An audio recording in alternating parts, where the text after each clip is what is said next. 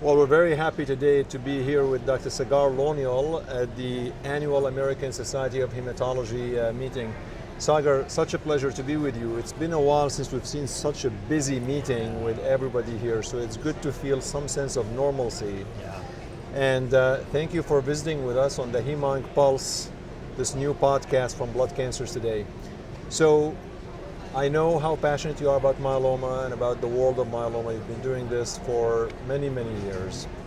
Maybe we'll start by a little bit about what would you say the top 1 to 2 novel therapies that you are looking forward to in the field of myeloma?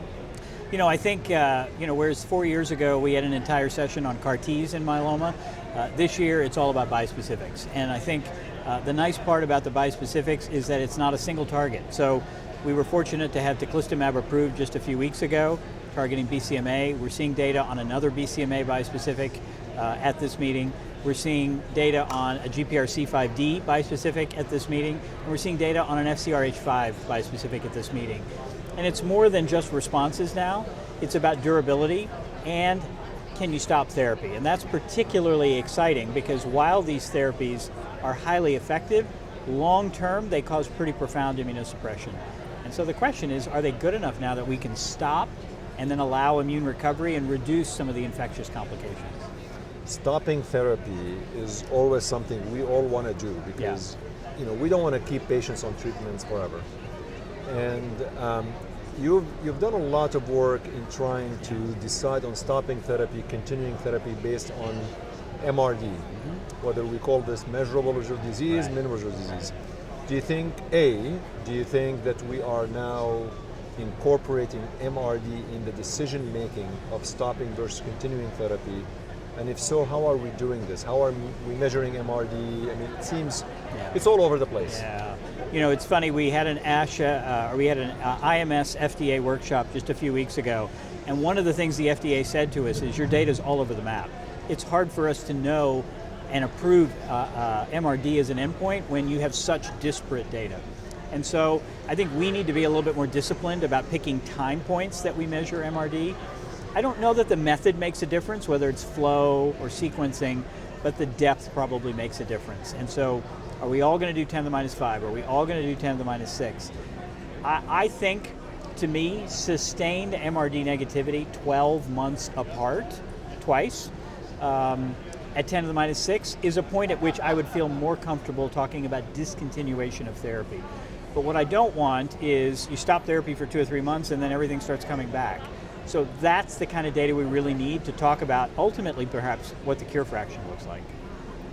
Yeah, in real life practice outside of clinical trials, I don't know if general oncologists have good guidance. Yeah. I mean, like, are we incorporating this in guidelines right now? Well, I think the guidelines reflect where the data is, meaning that there's no data to say you can use MRD to stop therapy. There's no data to say you can use MRD to change therapy, which is the other side of the coin. Those trials are ongoing now, and so for me, MRD is really more prognostic than anything else, and it helps you manage a patient. So you've got a patient who's been on len maintenance for 2 or 3 years, and they just are struggling with it. If they're MRD negative, you feel a little bit better about saying, okay, I think you can stop. Whereas if they've still got disease, you feel a little bit more comfortable saying, no, I think we got to press on. So I think that's where it is right now. And I think what you touch on is the nuance of taking care of patients. Yeah. Not everything that we do in clinical care has this prospective RCT, and we have just to be a little bit more pragmatic. Right. So how about the transplant? Anything going on in the transplant world? Well, I think, there are always those who are trying to put transplant to bed. I think every trial that's looked at more intensive induction followed by transplant has shown you can get better results. And so I don't think it's going anywhere yet. I think there are randomized trials of CAR versus transplant that are being enrolled right now. That might give us an idea, but I think the idea of doing something different after induction to build on your response with a different target or a different mechanism, that's going to continue to be important in myeloma. Yeah, and the other question I had, and I was just thinking through this stemming from what you just mentioned, this conversation with the FDA and what you were doing. I like that. I like the idea that there's really the regulatory bodies are having this conversation with the investigators. Is this the first time you've done this? Is it going to be a recurrent theme, like an annual thing? How is the dialogue exchange between you and the FDA from, you're not a manufacturer, you represent the faculty side. Correct. It's the first time the IMS, the International Myeloma Society, has met with the FDA, but the relationship between the myeloma community and the FDA goes back over 20 years.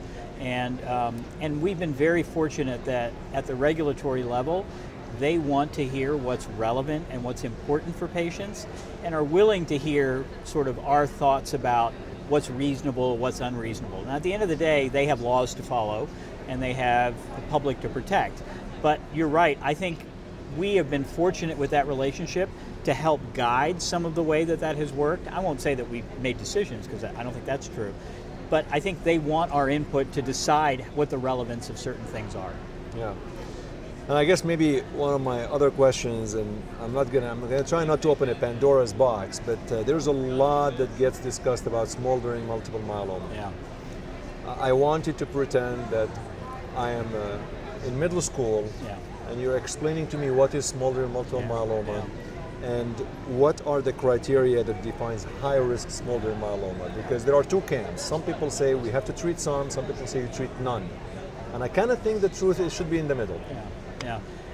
I think that smoldering myeloma, in my mind, is a little bit of a wastebasket criteria.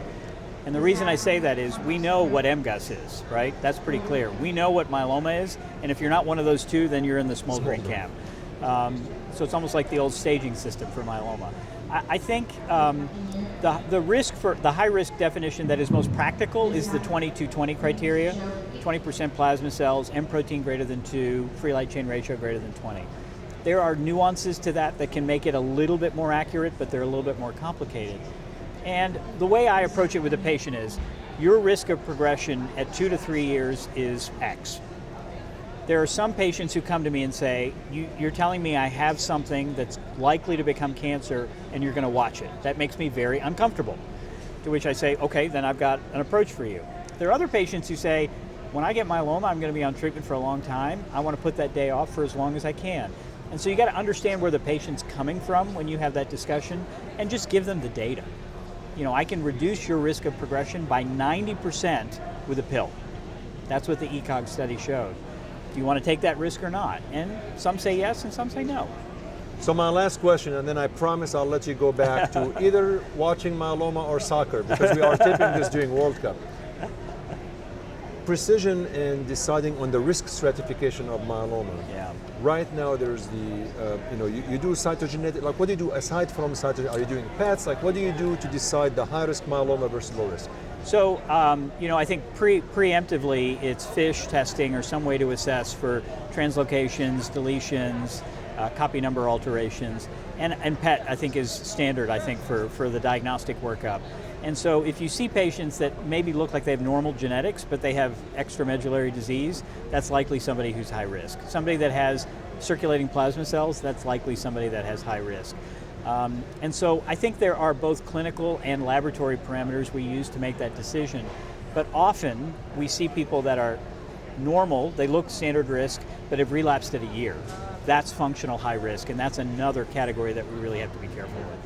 Well, it's amazing. I mean, I just want to thank you for everything you guys are doing, because I always say that when I started my medical career, we were treating myeloma with melphalan, prednisone, and with VAD. And some folks go to transplant. So I congratulate you all of the progress, and hopefully you'll visit with us again on the HemOnc Pulse. Absolutely, and thank you for doing this for blood cancers today.